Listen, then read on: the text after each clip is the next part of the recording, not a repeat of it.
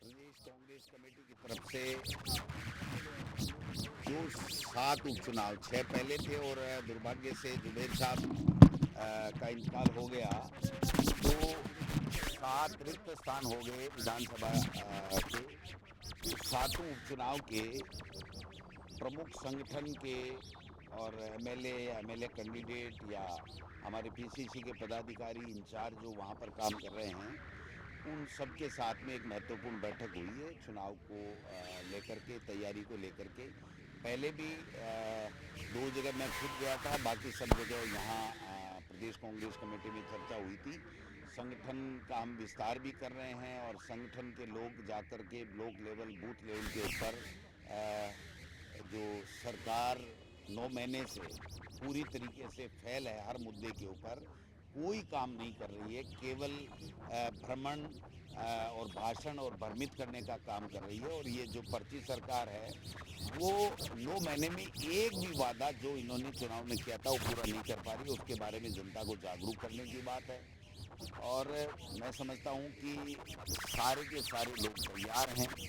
हमारे नेता राहुल गांधी जी और खड़गे साहब ने जिस प्रकार से लोकसभा में और राज्यसभा में इनको आईना दिखाने का काम किया केंद्र की सरकार को, और यहाँ पर जूली साहब के नेतृत्व में हमने राजस्थान की विधानसभा में जिस प्रकार से इनको घेरने का काम किया था, और जो हमारी पूर्व सरकार है कांग्रेस की सरकार, उसने जो अच्छी योजनाएं यहाँ पर प्रदेश की जनता के वेलफेयर के लिए दी थी, विकास के काम कराए थे, उनको भी आप लोग याद कर रहे हैं।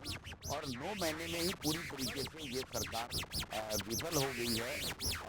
तो ये सारी चीज़ें हम कार्यकर्ताओं में बताएंगे और चर्चा की हमने, और आज हमने तय किया है कि हमारे प्रदेश के प्रभारी और जिला अध्यक्ष प्रत्येक मंडल के अंदर 7 दिन के अंदर प्रत्येक मंडल में, 7 विधानसभा में 77 जो मंडल है, उन 77 मंडलों में स्वयं जाकर के और मंडल के पदाधिकारी और कार्यकर्ताओं के साथ में चर्चा करेंगे, कांग्रेस पार्टी के संगठन को मजबूत करेंगे और वो जो सुझाव ला करके देंगे उसके हिसाब से प्रदेश कांग्रेस कमेटी हम कहेंगे। हमारे प्रभारी रंधावा साहब ने आज हमें जो है यहाँ पर उपचुनाव में किस प्रकार की तैयारी करने हैं, इनका मार्गदर्शन रहा है और हमारी हौसला अफजाई करने का काम इन्होंने किया है। संगठन को जो गाइडलाइन प्रभारी जी ने दी है, उस संगठन के गाइडलाइन से हम लोग काम करेंगे और मैं स्वयं और हम सब लोग जल्दी ही कार्यक्रम बना करके इन तमाम जिलों के अंदर भी बड़े कार्यक्रम भी करेंगे,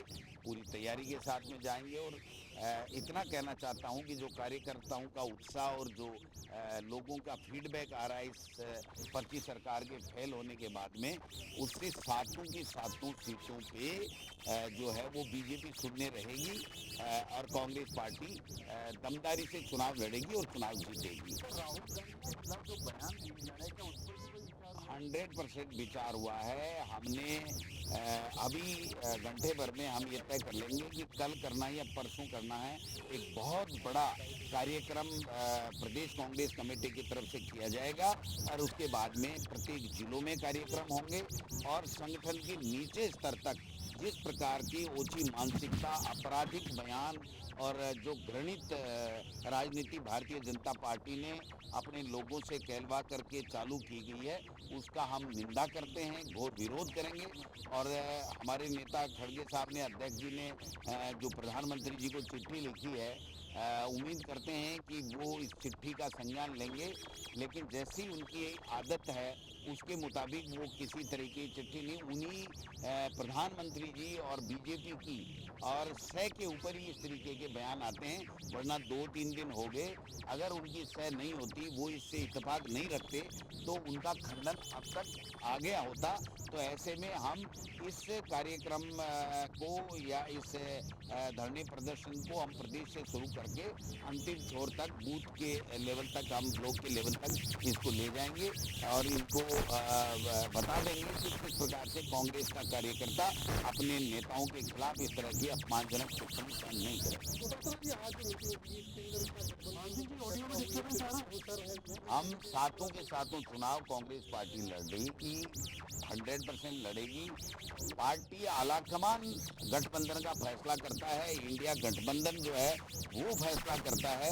वो जो फैसला करेगा उसको तो 100% पार्टी का संगठन मानेगा ही मानेगा, मानता भी रहा है, मानना भी है। बट हम लोग, हमारी तैयारी जो है वो 7वें चुनाव में कांग्रेस पार्टी के लड़ने की।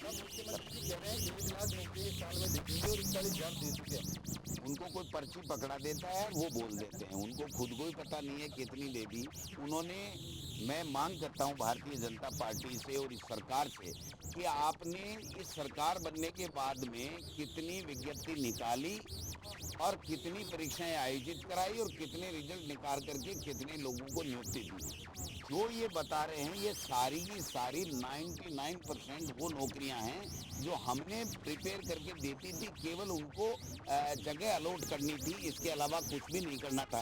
अगर ऐसे ही मिल रहे हैं तो ये 4 लाख तो शायद 12 महीने में ही दे देंगे, फिर कम पड़ जाएंगी, इनकी घोषणा दोबारा करनी पड़ेगी इनको। तो इनकी कथनी और करनी में फर्क है, ये केवल थोती वाई करना चाहते हैं, लूटना चाहते हैं, इसके अलावा कुछ नहीं। बीजेपी के नेताओं का आरोप है कि आपकी सरकार जो उनके खिलाफ राजनीतिक देश में जो मामले दर्ज कराए थे उनकी समीक्षा करके रिव्यू करके वापस लेगी। क्या राजनीतिक देश में थे वो सब मामले? राजनीतिक देश से होते तो हाईकोर्ट में स्टे क्यों लाना पड़ता उनको? और जो भी हाईकोर्ट में उनको जाकर के कहना चाहिए कि साहब ये राजनीतिक द्वेषता प्रमाणित करना चाहिए। तो मैं समझता हूँ ये तो केवल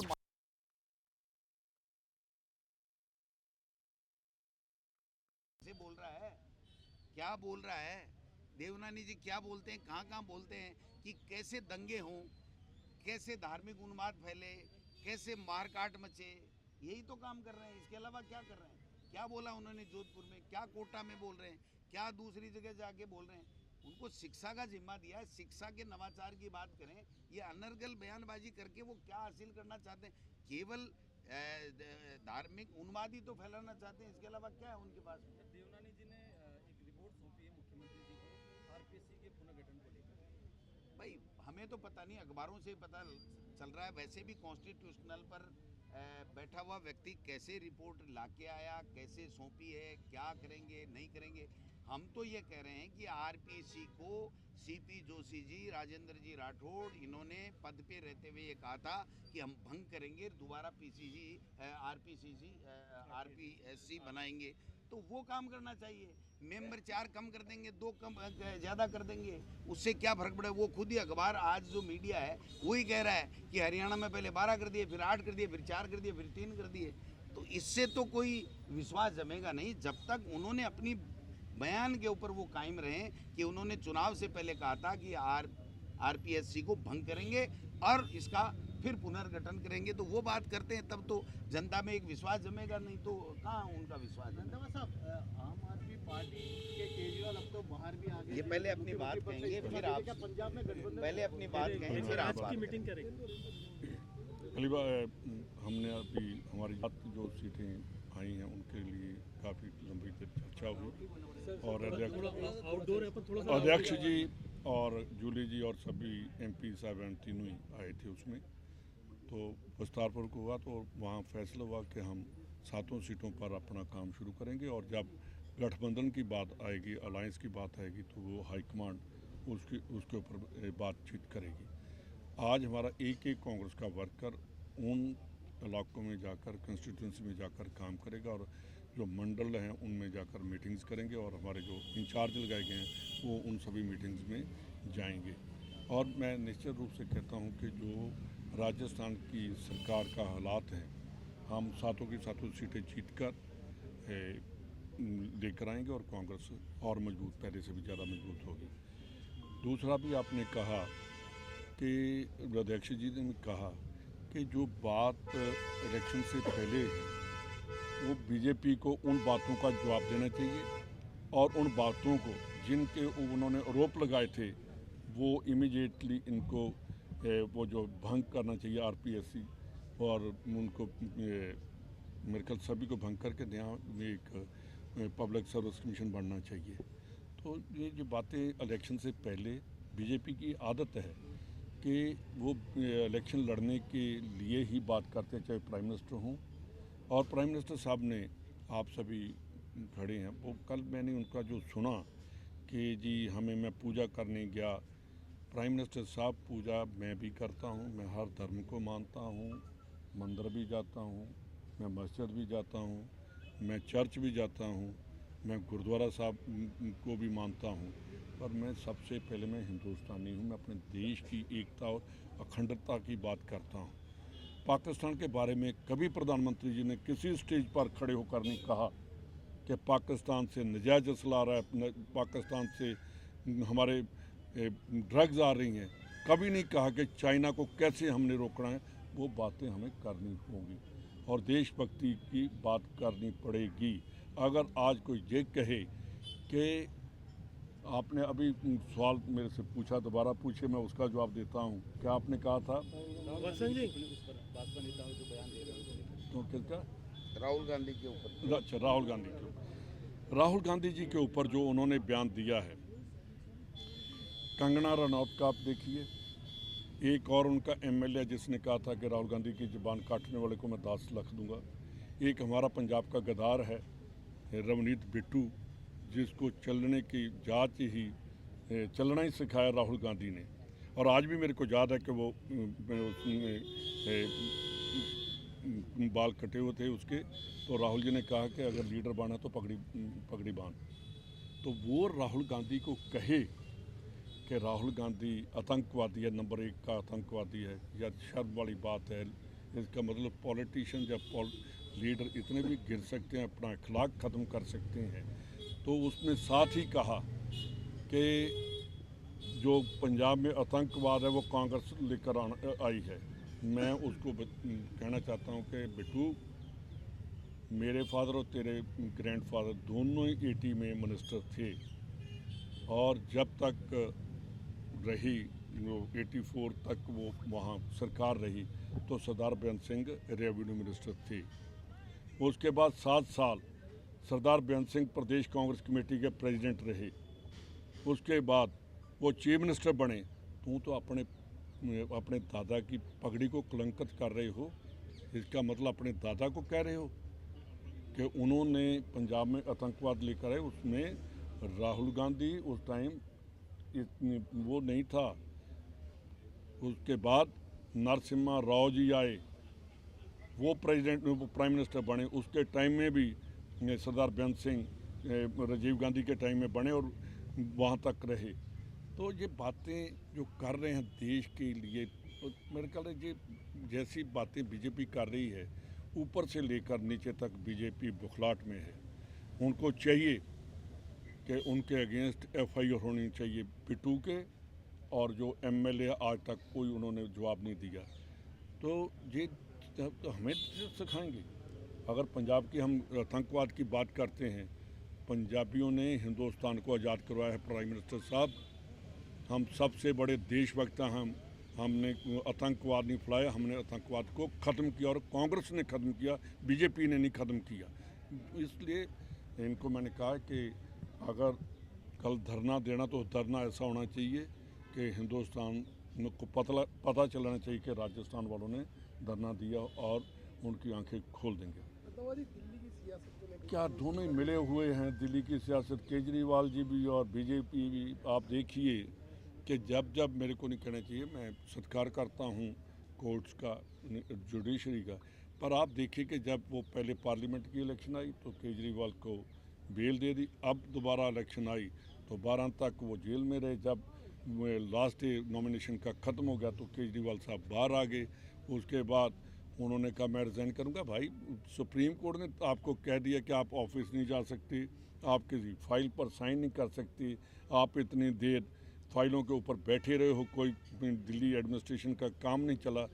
तो ये बीजेपी की आम आदमी पार्टी बी टीम है। देखिए, हमने पंजाब में कहा था हम नहीं करेंगे, तो हरियाणा वालों ने भी कहा कि हम बिल्कुल इनके साथ अलाइंस नहीं करेंगे, हम हरियाणा भी जीत कराएंगे, और जो हमारा J&K का अलाइंस वहाँ भी हम जीत कराएंगे। और जो आगे इलेक्शंस 2 आएंगी, मैं आज आपको बता रहा हूँ कि हम चारों के चारों स्टेट्स जीत कराएंगे। जो बाई इलेक्शंस हैं उनको भी हम जीत कराएंगे। अलायंस की क्या स्थिति रहेगी राजस्थान में? देखिए, पहले तो अलायंस तो जब होगा जब टिकटों की बात आएगी, पर आज हमारा यही है कि हम हर गांव में कांग्रेस का झंडा लेकर वहाँ काम करेंगे। कॉन्फिडेंट है कि बिना अलायंस के जीत लेंगे?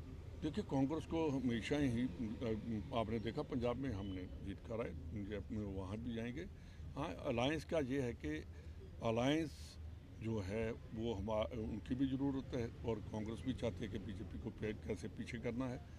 तो जब बात आएगी अलायंस की, आपने पहले भी देखा कि टाइम टू टाइम हमने अलायंस किया। पहले हमारे अध्यक्ष जी का डिस्ट्रिक्ट है सीकर, इन्होंने बहुत काम किया, वहाँ कांग्रेस का था, आ गया था कि इनको टिकट दी जाएगी, लास्ट मोमेंट पर हमने उनको अलायंस वालों को दे दी। इसलिए कांग्रेस का वर्कर काम करेगा और जो हाईकमांड कहेगी उसी के ऊपर अमल किया जाएगा। बुलडोजर न्याय को लेकर सुप्रीम कोर्ट ने 31 तारीख तक के लिए रोक लगाई। देखिए, बुलडोजर न्याय देना तो किसी के ऊपर इमीडिएटली बुलडोजर चला देना ये डिक्टेटरशिप है, डेमोक्रेसी नहीं है। और जो सुप्रीम कोर्ट ने कहा है वो मैं उसके साथ सहमत हूँ।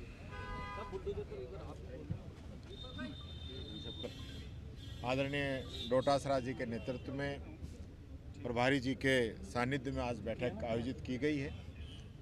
6 जगह ऑलरेडी तैयारी चल रही थी। 7वां उपचुनाव भी हमारे वरिष्ठ नेता जुबेर जी के ऐसे में निधन होने से वो भी हो गया है। तो सभी जगह कांग्रेस की तैयारी पूरी है। 100% हम लोग जीतेंगे। और ये जो सरकार चल रही है, सरकार जनता इसलिए चुनती है कि जनता का काम करे, जनता का सहयोग करे, जनता के दुख दर्द में उसके साथ खड़ी रहे। लेकिन आज हालत क्या है, बरसात आने के बाद में सभी जगह पे जिस प्रकार से जल भराव की समस्या आई है और इनके लोग जब पानी सूख गया उसके बाद ये लोग जाने लगे हैं, तब भी इनको खरी खोटी प्रदेश की जनता सुना रही है। आपदा प्रबंधन मंत्री का अब तक यही नहीं पता कि वो हैं या नहीं है। ये हालत प्रदेश के अंदर बन रही है। लगातार जो है दलितों पे अत्याचार, अभी मैं देख रहा था कि आज ही एक खबर चल रही है, 12 तारीख की घटना है, एक दलित व्यक्ति को निवस्त्र करके उसको पीटा गया है। माइनर छोटी छोटी बच्चियों के साथ रेप की घटना है प्रदेश के अंदर। लेकिन जो बीजेपी के नेता राजस्थान को रेपिस्तान बता रहे थे, आज उनकी जबान पे ताला लग गया है। वो बोलना नहीं चाहते हैं। आज क्यों नहीं बोल रहे हैं? वो चुनाव से पहले उनकी जो भाषा थी, जो लैंग्वेज थी, वो आज जनता के सामने आनी चाहिए ना। आज सत्ता की चाबी उनके हाथ में, आज वो सत्ता के अंदर बैठे हैं। आज उनका पहला ये जवाबदेही बनती है कि वो प्रदेश की जनता के हित की बात करें, न कि आपस की लड़ाई की बात करें। आज हमारी पिछली सरकार की योजनाओं को रोक दिया गया है, कहीं पे भी कोई कार्य नहीं चल रहा है। पेंशन लोगों की नहीं आ रही है, स्कॉलरशिप नहीं आ रही है, सड़कों का पैसा मंजूर है वो नहीं लग रहा है। ये हालत इस सरकार की बनी हुई है। किस नाम पे उपचुनाव के अंदर वोट मांगने जाएंगे, जनता इनको जवाब देगी। जी, नए जिलों को लेकर रिव्यू हो रहा है, उन्हें वापस देखिए, रिव्यू ये सारी चीज़ों का ही कर रहे हैं। कभी कह रहे हैं कि हम स्कूलों का रिव्यू करेंगे। डोटासरा जी ने इंग्लिश मीडियम स्कूलें दी कि गरीब का बच्चा भी इंग्लिश मीडियम में पढ़ सके। आज कह रहे हैं उसकी रिव्यू करेंगे। गरीब लोगों को पट्टे हम लोगों ने दिए ताकि उसको अपनी ज़मीन का हक मिल सके, ये कह रहे हैं उसका हम रिव्यू करेंगे। हमारी बच्चियां, ग्रामीण क्षेत्र के नौजवान साथी नज़दीक क्षेत्र के अंदर कॉलेज एजुकेशन प्राप्त कर सके, उनके लिए हमने कॉलेज खोली। ऐतिहासिक आज़ादी के बाद में सबसे अधिक कॉलेज हमने खोली, उसका ये रिव्यू करेंगे। और ज़िले, जहां ज़िले बनने से युवाओं को रोज़गार मिलता है, लोगों को नज़दीक न्याय मिलता है, अफसरशाही जो है ज़्यादा लोगों की उसके अंदर नज़दीक अधिकारी बैठते हैं, उसका फ़ायदा लोगों को मिलता है। उस चीज़ की ओर इनका ध्यान नहीं है। जनता का पैसा बचेगा, समय बचेगा, नज़दीक उनको अधिकारी मिलेंगे, उस दिशा में इनका कोई फोकस नहीं है। इनका पहला फोकस है रिव्यू करेंगे। अरे कब रिव्यू करोगे? 1 साल होने को आ गई, 9 महीने हो गए। 9 महीने में तो बच्चा भी जन्म ले लेता है। आपका रिव्यू पूरा नहीं हो रहा। आपको जो करना है करिए ना। मैं तो कहता हूँ राजस्थान के अंदर और जिलों की ज़रूरत है। अगर आपको रिव्यू करना है, आप कहिए कि हम 5 जिले, 7 जिले, 10 जिले और बनाएंगे ताकि राजस्थान की जनता को सहूलियत मिल सके। ये कांग्रेस के बनाए हुए जिलों को तोड़ने से आपको वोट मिलने वाले नहीं है। और आपकी हिम्मत है, आप तोड़ के दिखाइए, जनता आपको सबक सिखाएगी। मैं ये कहना चाहता हूँ, अगर इस सरकार के अंदर जरा सी भी नैतिकता है तो चुनाव से पहले आप लोगों ने जो वादे किए थे, आपने आरपीएससी तोड़ने कही थी ना, उसको तोड़ के दिखाइए। आपको पता चलेगा। आपने कहा था कि हम प्रदेश के अंदर जो घटनाएं आज लगातार बढ़ रही हैं, चाहे वो दलित अत्याचार की हो, मर्डर की हो, लूट की हो, डकैती की हो, उन पे रोक लगाएंगे। आज कोई जवाब नहीं आता। मुख्यमंत्री जी माला पहनने में व्यस्त हैं, जनता की ओर ध्यान नहीं है। कोरिया जापान जाके आए हैं, क्या निवेश लेके आए हो, किस चीज का स्वागत हो रहा है? पहली बार, हाँ ये जरूर है कि भजनलाल जी पहली बार गए इसलिए स्वागत करवा रहे हैं, लेकिन ये पहला मौका नहीं है। इससे पहले भी प्रदेश के मुख्यमंत्री बाहर गए, बड़े बड़े निवेश भी लेके आए। आपने एक निवेश बताया नहीं, आप स्वागत करा रहे। किस चीज का स्वागत है मुख्यमंत्री जी, बताइए तो सही। आपने ऐसा ही स्वागत चुनाव से पहले, लोकसभा चुनाव से पहले ईआरसीपी का और यमुना समझौते का भी कराया था। आज तक ईआरसीपी का एमओयू जनता के बीच में नहीं है। यमुना समझौते के लिए आपने कहा कि पहली बार किसी मुख्यमंत्री ने बात की है। उससे पहले भी अशोक गहलोत जी मुख्यमंत्री रहते हुए उसकी बात कर चुके हैं। तो ये झूठ, आडंबर, फरेब इस जनता के बीच में मत फैलाइए। आप जो भागीरथ बनने का जो आपके चाव चढ़ रहा है ना, ये भागीरथ जब आप बनेंगे जब जनता का जो विश्वास है उसको आप प्राप्त करेंगे। पानी तो पहुंचाइए। आज नवनेरा बांध की जो टेस्टिंग हुई, आप हेलीकॉप्टर ले जाके दौरा कर रहे हैं। वो नवनेरा बांध कांग्रेस की देन है, हमारी कांग्रेस सरकार ने बनाया है। ईआरसीपी की नींव कांग्रेस ने रखी है। ये लोग सिर्फ झूठी घोषणाएं, थोती वाई, इसके अलावा इनके पास कोई काम नहीं है। ये बात मैं कहना चाहूंगा। सर, एक बड़ा बयान मदन दिलावर ने दिया है कि कांग्रेस आतंक विरोधी है। हम महाराणा प्रताप महान पढ़ाते हैं, कांग्रेस अकबर महान पढ़ाती है। उसका अब दिलावर जो है मैं पहला देख रहा हूं आपको कि आप उसके बयान को सीरियसली ले रहे हो। न तो कोई दलित उसके बयान को सीरियसली ले रहा है और न कोई प्रदेश की जनता सीरियसली ले रही है। मैं पूछना चाहता हूं, मीडिया के माध्यम से पूछना चाहता हूं, शिक्षा मंत्री की 9 महीने की उपलब्धि बताइए कि 9 महीने के अंदर शिक्षा मंत्री ने क्या कहा है, बच्चों की एजुकेशन के लिए क्या कहा है। शिक्षा मंत्री 9 महीने से सिर्फ जाति और धर्म और उन्माद फैलाने वाली बात कर रहा है। मैं मीडिया से कहना चाहूंगा, ये मीडिया की जिम्मेदारी बनती है कि ऐसे जो असामाजिक तत्व जो लगातार भाई भाई को लड़ाने की बात करते हैं, उनको जनता के सामने आपको क्लियर करना चाहिए कि क्या हकीकत क्या है और ये जबानी इनकी क्या बोल रही है। ये इस चीज़ पे हमें ध्यान देने की ज़रूरत है। दिलावर जी, हमें खुशी होती कि दलित होते हुए दलितों की बात करते। आज दलित बच्चियों के साथ रेप हो रहा है। दलित को उदयपुर के अंदर जाके तलवार से काट दिया गया। दलित को झुंझुनू के अंदर शराब माफियाओं के द्वारा पीट पीट के मार दिया गया। उस दिन दिलावर की जबान कहाँ चली गई थी? वो बोले, जनता की बात को बोले, दलित की बात को बोले। ऐसे काम चलने वाला नहीं है। शिक्षा मंत्री हो, शिक्षा की बात कीजिए। आज राजस्थान में जो नवाचार हमने किया महात्मा गांधी इंग्लिश मीडियम के माध्यम से, आपका ये बयान होना चाहिए था कि हम इनमें कोई कमियां रही हैं उनको पूरी करते हुए अच्छी स्कीम थी उसको चलाएंगे। जनता से तो जाके पूछिए। लॉटरी सिस्टम हो रहा है, लॉटरी से उनके अंदर नामांकन हो रहा है, इतनी भारी डिमांड है जनता की, उसके ये कहते हैं रिव्यू कराएंगे। इसलिए मैं ये कहना चाहूँगा, दिलावर को कोई सीरियस भी नहीं लेता और आप भी नहीं ले तो ज़्यादा बढ़िया है।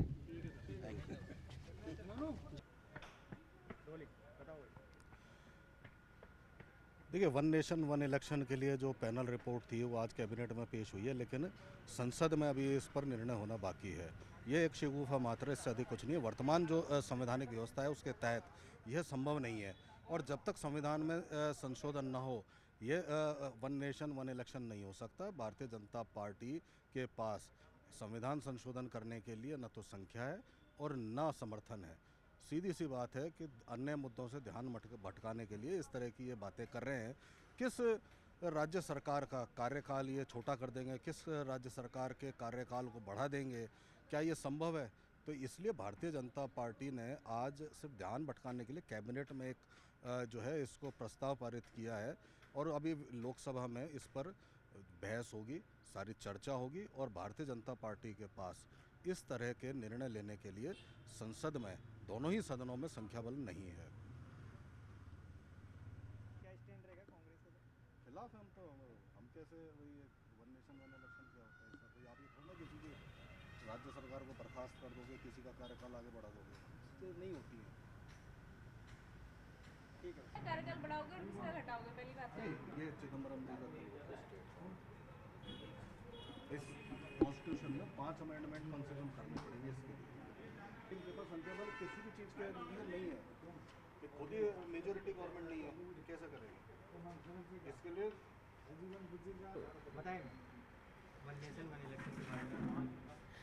देखिए, जो अभी मोदी सरकार की केंद्र में एक लोगों को ध्यान भटकाने के लिए आने वाले हरियाणा इलेक्शंस और इनमें वन नेशन वन इलेक्शन की जो बात कही जा रही है उसको लोकसभा में पेश किया जाएगा। पर इस बार एनडीए के पास इतना संख्या बल नहीं कि वो ऐसे कोई भी संशोधन कर सके, और संविधान के हिसाब से भी इन्हें बहुत सारे बदलाव उसको लागू करने के लिए ज़रूरत होगी, जो कि अभी बिल्कुल नामुमकिन है।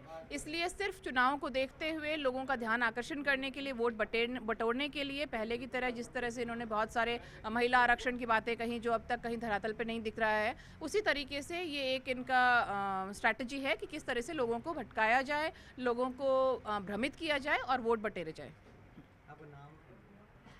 डॉक्टर शिखा मेल बराला, चौमू विधायक। देखिए, मोदी सरकार शुद्ध रूप से पूरे देश को भ्रमित करने के लिए लगी हुई है और ऐसा संभव ही नहीं है। यदि प्रैक्टिकली बात करें कि एक देश एक इलेक्शन संभव नहीं है, किसका तो कार्यकाल बढ़ाएंगे और किसका घटाएंगे। जहां घटाएंगे वो लोग सब कोर्ट में जाएंगे। तो वास्तविक जो बात है वो लोगों को भ्रमित कर रहे हैं, और इस तरह से इलेक्शन यदि होने होते तो मैं जहाँ तक समझती हूँ कब के हो जाते। बस ये भ्रम फैलाया जा रहा है, लोगों को गुमराह किया जा रहा है, और जहाँ जहाँ जिस स्टेट में हमारे अभी इलेक्शन है वहाँ इस तरह की बातें की जा रही है ताकि लोग सोचें कि हाँ वास्तव में एक साथ एक जगह इलेक्शन होगा एक पूरे देश का, पर ऐसा संभव है नहीं। मैं राखी गौतम, राजस्थान महिला कांग्रेस प्रदेश अध्यक्ष। Thank you.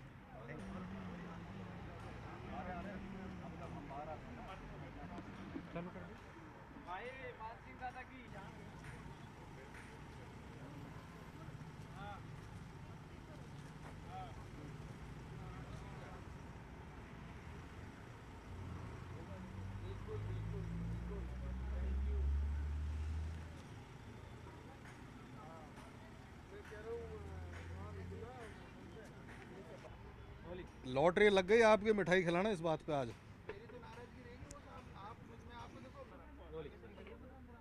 One nation one election का जो शगुफा है वो केवल इसलिए कि और अन्य मुद्दों से ध्यान भटका दिया जाए, इसलिए ये मोदी कैबिनेट ने आज पारित करके बताया। लोकसभा में इसको पारित कराने के लिए न तो उनके पास संख्या बल है, न संविधान जो वर्तमान व्यवस्था है संवैधानिक व्यवस्था उसके तहत ये संभव है। तो संविधान में बदलाव किस आधार पर ये करना चाहते हैं, बिना संख्या बल के कैसे करेंगे, इसका जवाब अब भारतीय जनता पार्टी को देना चाहिए। और सीधी सी बात है, जो सरकार 4 स्टेट्स के इलेक्शन एक साथ नहीं करा पाई, उनकी डेट्स अभी तक घोषित नहीं कर पाई जहाँ पे इलेक्शन है, उनके लिए आज वो ये कहें कि हम वन नेशन वन इलेक्शन करा देंगे, ये संभव नहीं है। ये सिर्फ एक शगुफा है, इससे अतिरिक्त कुछ नहीं है। से जो 7 उपचुनाव 6 पहले थे और दुर्भाग्य से जुबेर साहब का इंतकाल हो गया, तो 7 रिक्त स्थान हो गए विधानसभा के। तो 7 उपचुनाव के प्रमुख संगठन के और एमएलए कैंडिडेट या हमारे पीसीसी के पदाधिकारी इंचार्ज जो वहाँ पर काम कर रहे हैं, उन सब के साथ में एक महत्वपूर्ण बैठक हुई है चुनाव को लेकर के, तैयारी को लेकर के। पहले भी 2 जगह मैं खुद गया था, बाकी सब जगह यहाँ प्रदेश कांग्रेस कमेटी में चर्चा हुई थी। संगठन का हम विस्तार भी कर रहे हैं और संगठन के लोग जाकर के ब्लॉक लेवल, बूथ लेवल के ऊपर जो सरकार 9 महीने से पूरी तरीके से फेल है, हर मुद्दे के ऊपर कोई काम नहीं कर रही है, केवल भ्रमण और भाषण और भ्रमित करने का काम कर रही है। और ये जो पर्ची सरकार है वो 9 महीने में एक भी वादा जो इन्होंने चुनाव में किया था वो पूरा नहीं कर पा रही। उसके बारे में जनता को जागरूक करने की बात है और मैं समझता हूँ कि सारे के सारे लोग तैयार हैं। हमारे नेता राहुल गांधी जी और खड़गे साहब ने जिस प्रकार से लोकसभा में और राज्यसभा में इनको आईना दिखाने का काम किया केंद्र की सरकार को, और यहाँ पर जूली साहब के नेतृत्व में हमने राजस्थान की विधानसभा में जिस प्रकार से इनको घेरने का काम किया था, और जो हमारी पूर्व सरकार है, कांग्रेस की सरकार, उसने जो अच्छी योजनाएं यहाँ पर प्रदेश की जनता के वेलफेयर के लिए दी थी, विकास के काम कराए थे, उनको भी आप लोग याद कर रहे हैं। और 9 महीने में ही पूरी तरीके से ये सरकार विफल हो गई है। तो ये सारी चीज़ें हम कार्यकर्ताओं में बताएंगे और चर्चा की हमने, और आज हमने तय किया है कि हमारे प्रदेश के प्रभारी और जिलाध्यक्ष प्रत्येक मंडल के अंदर 7 दिन के अंदर अंदर प्रत्येक मंडल में 7 विधानसभा में 77 जो मंडल है, उन 77 मंडलों में स्वयं जाकर के और मंडल के पदाधिकारी और कार्यकर्ताओं के साथ में चर्चा करेंगे, कांग्रेस पार्टी के संगठन को मजबूत करेंगे और वो जो सुझाव ला करके देंगे उसके हिसाब से प्रदेश कांग्रेस कमेटी हम कहेंगे। हमारे प्रभारी रंधावा साहब ने आज हमें जो है यहाँ पर उपचुनाव में किस प्रकार की तैयारी करने हैं, इनका मार्गदर्शन रहा है और हमारी हौसला अफजाई करने का काम इन्होंने किया है। संगठन को जो गाइडलाइन प्रभारी जी ने दी है, उस संगठन के गाइडलाइन से हम लोग काम करेंगे और मैं स्वयं और हम सब लोग जल्दी ही कार्यक्रम बना करके इन तमाम ज़िलों के अंदर भी बड़े कार्यक्रम भी करेंगे, पूरी तैयारी के साथ में जाएंगे। और इतना कहना चाहता हूं कि जो कार्यकर्ताओं का उत्साह और जो लोगों का फीडबैक आ रहा है इस पर्ची सरकार के फेल होने के बाद में, उससे 7 की 7 सीटों पे जो है वो बीजेपी शून्य रहेगी। और जूली जी और सभी एमपी साहब तीनों ही आए थे उसमें, तो विस्तारपूर्वक हुआ तो वहाँ फैसला हुआ कि हम 7 सीटों पर अपना काम शुरू करेंगे और जब गठबंधन की बात आएगी, अलायंस की बात आएगी, तो वो हाईकमांड उसके ऊपर बातचीत करेगी। आज हमारा एक कांग्रेस का वर्कर उन इलाकों में जाकर, कंस्टिट्यूंसी में जाकर काम करेगा और जो मंडल हैं उनमें जाकर मीटिंग्स करेंगे और हमारे जो इंचार्ज लगाए गए हैं वो उन सभी मीटिंग्स में जाएंगे। और मैं निश्चित रूप से कहता हूं कि जो राजस्थान की सरकार का हालात है, हम 7 की 7 सीटें जीतकर लेकर आएंगे और कांग्रेस और मजबूत, पहले से भी ज़्यादा मजबूत होगी।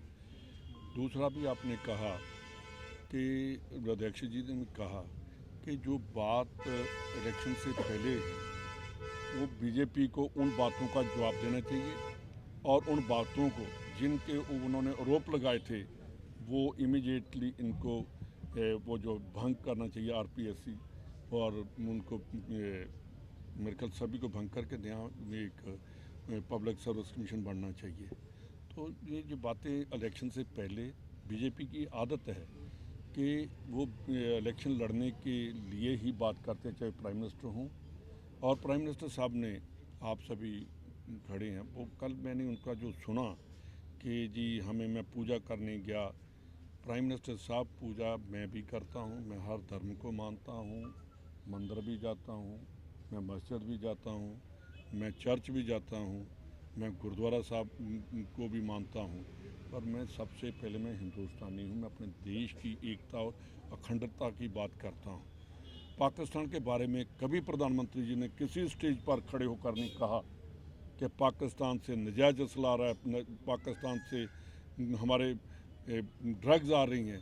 कभी नहीं कहा कि चाइना को कैसे हमने रोकना है। वो बातें हमें करनी होंगी और देशभक्ति की बात करनी पड़ेगी। अगर आज कोई ये कहे कि आपने अभी सवाल मेरे से पूछा, दोबारा पूछे, मैं उसका जवाब देता हूँ। क्या आपने कहा था? तो किसका? राहुल गांधी के ऊपर। अच्छा, राहुल गांधी के ऊपर। राहुल गांधी जी के ऊपर जो उन्होंने बयान दिया है, कंगना रनौत का आप देखिए, एक और उनका एमएलए जिसने कहा था कि राहुल गांधी की जुबान काटने वाले को मैं 10 लाख दूंगा। एक हमारा पंजाब का गद्दार है रवनीत बिट्टू, जिसको चलने की जांच ही चलना ही सिखाया राहुल गांधी ने। और आज भी मेरे को याद है कि वो बाल कटे हुए थे उसके, तो राहुल जी ने कहा कि अगर लीडर बना तो पगड़ी बांध। तो वो राहुल गांधी को कहे कि राहुल गांधी आतंकवादी है, नंबर 1 का आतंकवादी है, या शर्म वाली बात है। इसका मतलब पॉलिटिशियन या लीडर इतने भी गिर सकते हैं, अपना अखलाक ख़त्म कर सकते हैं। तो उसने साथ ही कहा कि जो पंजाब में आतंकवाद है वो कांग्रेस लेकर आई है। मैं उसको कहना चाहता हूँ कि बिट्टू, मेरे फादर और तेरे ग्रैंडफादर दोनों ही 80 में मिनिस्टर थे, और जब तक रही वो 84 तक वो वहाँ सरकार रही तो सरदार बेअंत सिंह रेवेन्यू मिनिस्टर थे।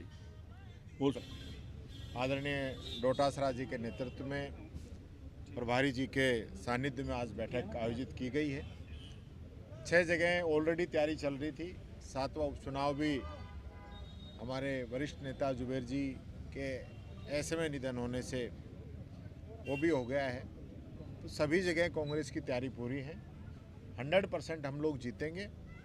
और ये जो सरकार चल रही है, सरकार जनता इसलिए चुनती है कि जनता का काम करे, जनता का सहयोग करे, जनता के दुख दर्द में उसके साथ खड़ी रहे। लेकिन आज हालत क्या है, बरसात आने के बाद में सभी जगह पे जिस प्रकार से जल भराव की समस्या आई है, और इनके लोग जब पानी सूख गया उसके बाद ये लोग जाने लगे हैं, तब भी इनको खरी खोटी प्रदेश की जनता सुना रही है। आपदा प्रबंधन मंत्री का अब तक यही नहीं पता कि वो हैं या नहीं है। ये हालत प्रदेश के अंदर बन रही है। लगातार जो है दलितों पे अत्याचार, अभी मैं देख रहा था कि आज ही एक खबर चल रही है, 12 तारीख की घटना है, एक दलित व्यक्ति को निवस्त्र करके उसको पीटा गया है। माइनर छोटी छोटी बच्चियों के साथ रेप की घटना है प्रदेश के अंदर। लेकिन जो बीजेपी के नेता राजस्थान को रेपिस्तान बता रहे थे, आज उनकी जबान पे ताला लग गया है। वो बोलना नहीं चाहते हैं। आज क्यों नहीं बोल रहे हैं? वो चुनाव से पहले उनकी जो भाषा थी, जो लैंग्वेज थी, वो आज जनता के सामने आनी चाहिए ना।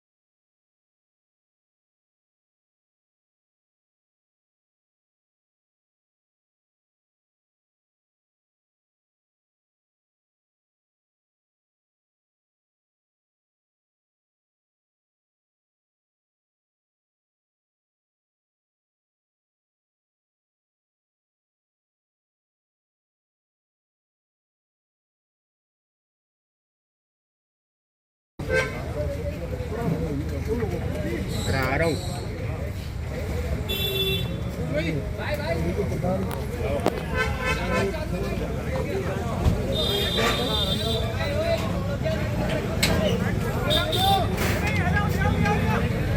भाई आप सब लोग साइड में हट जाए, प्लीज हट जाइए।